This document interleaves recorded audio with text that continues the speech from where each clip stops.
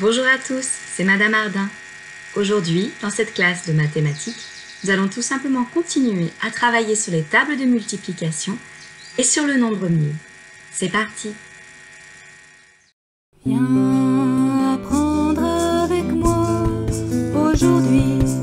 Viens apprendre avec moi aujourd'hui ce que tu auras besoin pour demain. Ce que tu auras besoin pour demain.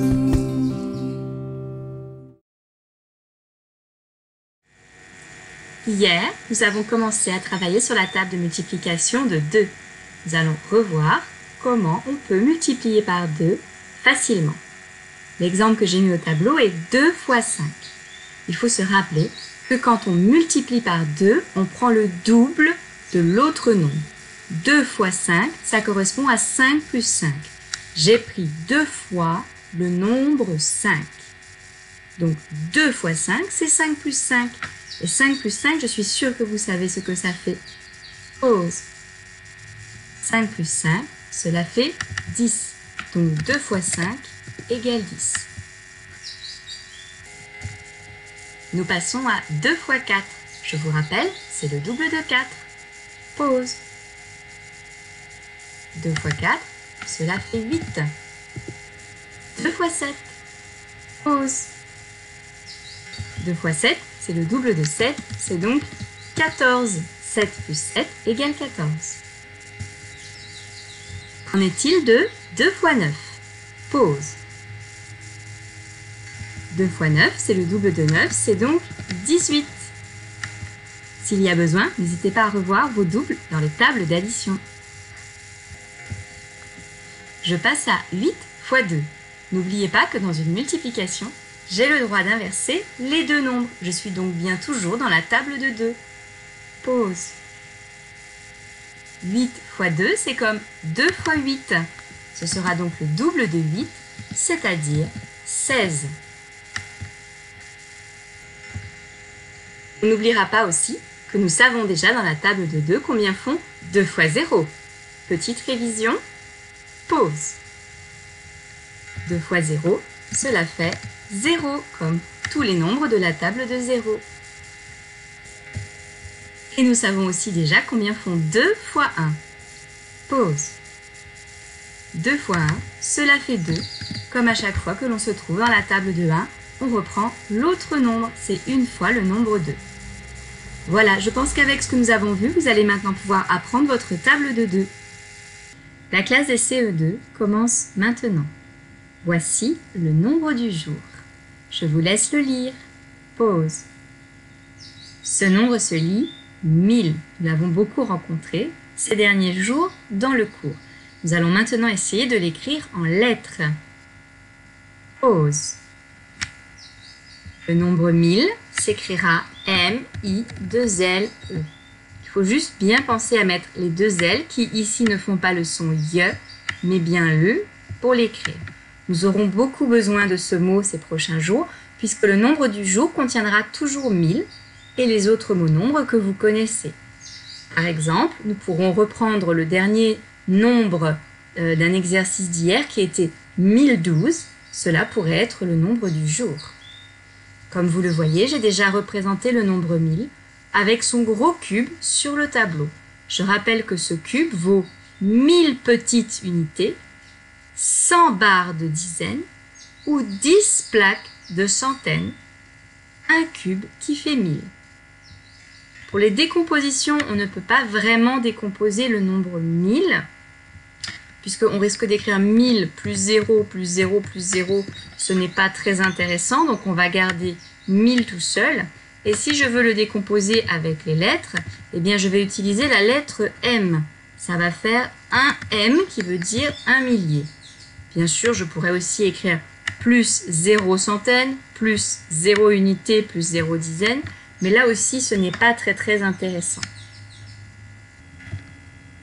Il n'est pas très intéressant non plus d'essayer de l'encadrer à la dizaine entière ou à la centaine entière, mais on peut par contre utiliser un tableau de numération pour bien se rappeler que 1000, eh bien c'est 1 millier mais aussi 0 centaine, 0 dizaine et 0 unité. Et c'est donc un nombre à 4 chiffres qui rentre dans un tableau à 4 colonnes où nous avons ajouté la colonne M qui est celle des milliers ou des unités de 1000. C'est le même M que nous avons utilisé ici dans 1M. Voilà donc les représentations du nombre 1000. Nous allons maintenant effectuer l'exercice de la petite chenille qui est là. Dans chaque cercle qui représente une partie du corps de la chenille, on doit écrire un nombre en comptant de 100 en 100. Donc attention, on ne compte pas de 1 en 1, on n'ajoute pas une unité comme on l'a fait jusque-là. On ne compte pas non plus de 10 en 10, mais de 100 en 100. Ça veut dire qu'à chaque nouveau nombre, on aura ajouté une centaine, une plaque de centaines entière. Donc, pour vous aider un petit peu, je vais déjà écrire le premier nombre. Après 100, si j'ajoute encore 100, 100 plus 100, ça fait 200. Voilà le nombre suivant si je compte de 100 en 100. Je pense que maintenant, vous êtes capable de faire jusqu'à 600. Je vous laisse donc réfléchir et nous corrigerons les 3 nombres en même temps. Pause. Donc, après 200, nous aurons 300. C'est ça, compter de 100 en 100. Puis 400 et enfin 500, ce qui nous permet d'arriver bien à 600 ici. Je vous laisse maintenant poursuivre en écrivant les 4 nombres qui manquent ici. Attention, pour le dernier, il faudra réfléchir un petit peu plus. Pause. Donc après 600, ce sera 700, puis 800, 900, jusque-là rien de difficile. Que se passe-t-il quand on ajoute 100 à 900? C'est comme si j'avais mes 9 plaques de centaines et j'en ajoute une. Ça fait le nombre 1000. Quand j'arrive à 900 et que j'ajoute 100, j'arrive à 1000. Le nombre qui est déjà écrit juste ici est 1100. J'ai encore ajouté 100 à 1000. Je suis donc à 1100. On fait bien attention, c'est le chiffre des centaines qui va changer. Pas celui des unités ni celui des dizaines puisque j'ajoute 100 à chaque fois. Je vais donc compléter ma colonne des centaines. Pouvez-vous essayer de trouver ce qu'il y aura après 1100? Pause. Eh bien, si j'ajoute encore une centaine, j'aurai 2 centaines, ce qui me fera 1200. Je vous laisse continuer jusqu'à 1500. Pause. Donc, pour aller jusqu'à 1500, il me faudra 1300 et 1400. Et maintenant, je vous laisse finir les 2 ronds qui restent après 1500. Pause. Si on a bien suivi, on a 1600 et 1700. Ah, il en reste un que je n'avais pas vu. On va donc ajouter encore un nombre, 1800. Voilà, notre chenille est complétée des nombres de 100 en 100, tout en allant jusqu'au nombre des milliers. Et on se rend bien compte que dans les milliers, on peut aussi ajouter 100 pour faire 1100, 1200, 1300, etc. Nous passons au deuxième exercice. Dans ce deuxième exercice, nous avons des représentations de nombres et certaines représentent le nombre 1000. Il s'agit de les trouver et dans la correction, je les entourerai en couleur. Je vous laisse d'abord chercher et trouver. Pause. Alors, bien sûr, il y avait le mot 1000 que nous avons revu tout à l'heure, l'écriture en lettres. 100 plus 10, ça fait 110. Ça ne fait pas 1000, donc il ne fonctionne pas. 100 centaines, c'est trop important. On a dit tout à l'heure que dans 1000, il nous fallait 10 centaines. Donc 100 centaines, ça fera un nombre beaucoup trop grand qui est le nombre 10 000. 500 plus 500, par contre, cela fait bien 1000. Nous l'avons vu quand nous avons décomposé en centaines entières le nombre 1000. 999 plus 10, cela va faire 1009. C'est un peu trop grand. Par contre, 100 fois 10 fonctionne très bien. C'est comme si vous preniez 100 paquets de 10, donc 100 dizaines, c'est bien le nombre 1000. Nous l'avons revu tout à l'heure avec le gros cube. Je peux prendre 100 barres de dizaines pour faire le nombre 1000.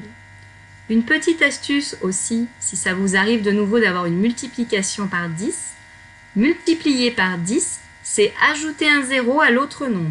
Donc vous voyez bien que si j'ajoute un 0 à 100, je retrouve 1000. 10 centaines, cela fonctionne. Ça correspond à la même chose que de multiplier 100 par 10. 999 plus 1, nous l'avons vu aussi, cela fait bien 1000. Par contre, 50 plus 50, cela fait seulement 100. 10 fois 10, cela fait seulement 100 également, et 10 dizaines aussi. Les 3 dernières étiquettes font 100, ça ne fonctionnera donc pas pour faire le nombre 1000. Je m'occupe maintenant de l'exercice 3, et nous ferons uniquement la première ligne d'exercice. Ça correspond en fait un petit peu à la même chose que la chenille. Donc si vous avez bien compris ce que nous avons fait dans la chenille, ça va aller tout seul. On part de 800, et regardez, on compte encore de 100 en 100. Donc après 800, c'est 900. Souvenez-vous de la chenille tout à l'heure, qu'est-ce qu'il y avait après 900? Je vous laisse regarder et trouver la réponse. Pause. Après 900 dans la chenille, il y avait 1000. J'ai ajouté ma dernière centaine, celle qui me manquait pour faire le nombre 1000. J'obtiens donc 1000 dans cette case. Alors, vous voyez ici quelque chose d'un petit peu intéressant. Quand on a un nombre à 4 chiffres, on va avoir tendance à séparer le chiffre des milliers qui est tout seul devant des autres chiffres. On va commencer à prendre cette habitude. Je vais donc faire un petit espace entre mon chiffre des milliers et les 3 autres chiffres. Je vous laisse maintenant trouver ce qu'il va y avoir après 1000, sachant que c'était aussi écrit là-haut, mais là je ne vous le remontre pas, c'est à vous de vous souvenir. Pause. Après 1000, on va trouver le nombre 1100, bien sûr en comptant de 100 en 100. Comme tout à l'heure, j'ai fait le petit espace entre les milliers et les autres chiffres.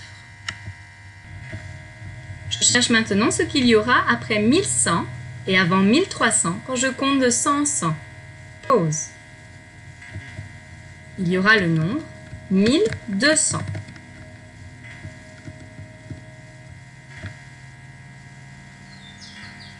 Et pour la dernière question, vous allez chercher les 2 nombres qui viennent après 1300. Pause. Après 1300, nous aurons 1400 et 1500. Et nous nous arrêterons là aujourd'hui pour le travail sur le nombre 1000. Vous voyez qu'aujourd'hui, nous avons été plus loin que 1000. Nous avons compté tout à l'heure même jusqu'à 1800, mais en allant de 100 en 100, bien sûr, et pas de 1 en 1. La classe des CE1 s'arrête ici. Et je continue. Nous allons faire le calcul mental avec les CE2.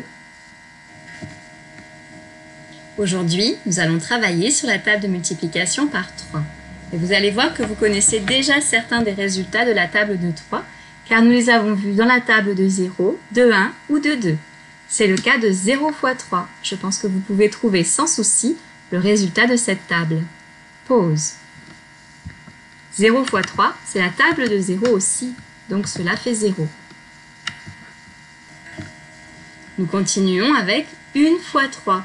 1 fois 3, c'est la table de 3, mais c'est surtout la table de 1 que vous connaissez déjà. Pause. Cela fera donc 3. Et vous allez aussi bien trouver le résultat de cette table, 2 fois 3, en vous appuyant sur vos connaissances sur la table de 2. Pause. 2 fois 3, c'est le double de 3, c'est-à-dire 3 plus 3. Cela fait donc 6. Donc vous voyez, vous connaissez déjà vos 3 premiers résultats de la table de 3 sans l'avoir apprise. Et on va voir qu'on peut aller encore plus loin. Puisque 3 fois 3, si on a bien compris comment fonctionnent les multiplications, on sait que ce 3 fois 3 est égal à 3 plus 3 plus 3. C'est donc le triple. Alors, le triple, il suffit de prendre le résultat du double, c'est-à-dire 6, et de lui ajouter 3. Combien cela va-t-il faire? Pause. Et 9 plus 3, cela fait 12. Et en fait, dans les résultats de la table de 3, on peut remarquer qu'on va de 3 en 3. À chaque fois, vous ajoutez 3. Pour aller de 0 à 3, on a ajouté 3. Pour aller de 3 à 6, on a ajouté 3.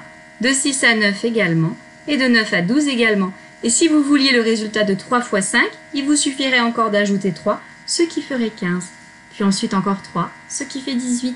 Et puis 3, ce qui fait 21, etc. Donc, ce n'est pas très compliqué de retenir les résultats. Par contre, il faudra savoir assez rapidement à quelle multiplication cela correspond.